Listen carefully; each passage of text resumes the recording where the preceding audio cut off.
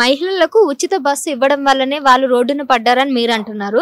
కానీ ఇప్పుడు మహిళలకి ఇది చాలా మంచి పథకం. వాళ్ళకి పాపం రోజు 100 రూపాయలు ఖర్చు పెట్టలేని వాళ్ళు కూడా ఇలా ఫ్రీగా ఉండడం వల్ల ప్రతి ఒక్కరు ఉద్యోగానికి వెళ్ళి ఉద్యోగం చేసుకునే పరిస్థితి తీసుకొచ్చింది కాంగ్రెస్ ప్రభుత్వం అని ఒకవైపు వాళ్ళకి పాజిటివ్ ఉన్నారు. కేవలం ఒకరి వర్గానికి బాలేదని మరో వర్గానికి నెగిటివ్ చేయడం ఎందుకు అనేసి మిమ్మల్ని ఎత్తిపోస్తున్నారు. ఏమంటారు? ఒకటమ్మా, బస్సుల మహిళలకు ఫ్రీ ఎవరికి ఇవ్వాలి?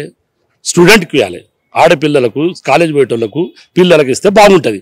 మీరు వాళ్ళకి ఇవ్వకుండా ఏదో అందరికీ ఆధార్ కార్డు పెట్టగానే ఫ్రీ ఇవ్వాలంటే వాళ్ళు టైంపాస్ చేస్తారు. ఇంట్లో కొట్టాటలు పెట్టుకొని కూడా భార్య భర్తలు టైంపాస్ చేసి రాత్రికి వస్తారు. ఇటువంటి పరిస్థితి వచ్చిండు. ఇక ఉన్న ఇంకా కొట్టాటలు ఎక్కువ చెప్పిస్తుండు. ఇప్పుడు ఉండే కొట్టాటలు బాగున్నాయి. ఆడోళ్ళకి మొగోళ్ళకి అంటే పంచాలు ఇంకెక్కువ చెప్తుండు. ఈ పిల్లలకి ఇవ్వక కాలేజ్ స్టూడెంట్లకు ఇవ్వకుండా అన్యాయంగా వాళ్ళని పరిచయం చెప్తివి. బస్సులో ఆర్టీసీ వ్యవస్థను దెబ్బతీత్తివి. మొత్తం రోడ్డు మీద ఆర్టీసీ వ్యవస్థను తెస్తీవి.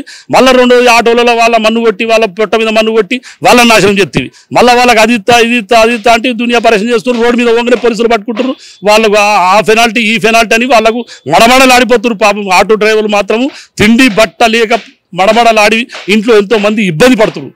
ఆడోళ్ళు కానీ వాళ్ళ పిల్లలు కానీ చదివించేంత పరిస్థితి లేకుండా చాలా బాధాకరంలో జీవనం గడుపుతున్నారు ఆటో డ్రైవర్లు. అటువంటి దానికి మా హరీష్ రావు గారు కేటీఆర్ గారి ఆధ్వర్యంలో ఇలా అసెంబ్లీలో ఉండి మాట్లాడగా ద్వారా అంటే దానికి తిప్పి ఏదో మాట్లాడతాడు. కోమటిరెడ్డి వెంకటరేమో వచ్చి ఆయనకు అది లేకపోతే నడవదు. ఆ కొడుకు సత్యన పరిస్థితి డిప్రెషన్లో వచ్చిండు కోమటిరెడ్డి వెంకటరెడ్డి. ఆ మంత్రి ఏం మాట్లాడుతున్నా తెలియదు. ఏం లేదు, లేస్తాడు ఈయన తిట్టుడు ఆయన తిట్టుడు ఇదే పని. సమాధానం చెప్పురా ఆయన అంటేనేమో హాఫ్ మెంటల్ లెక్క మాట్లాడతాడు. అన్నాడు కూడా హరీష్ రావు. హాఫ్ మెంటల్ లెక్క మాట్లాడాక ఏదైనా సమాధానం చెప్పు.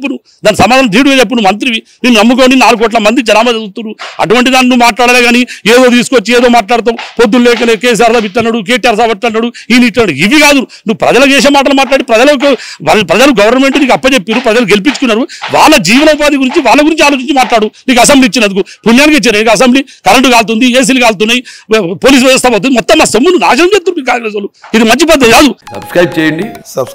Please do subscribe to. Please like, share and subscribe to Top Telugu TV. Top Telugu TV.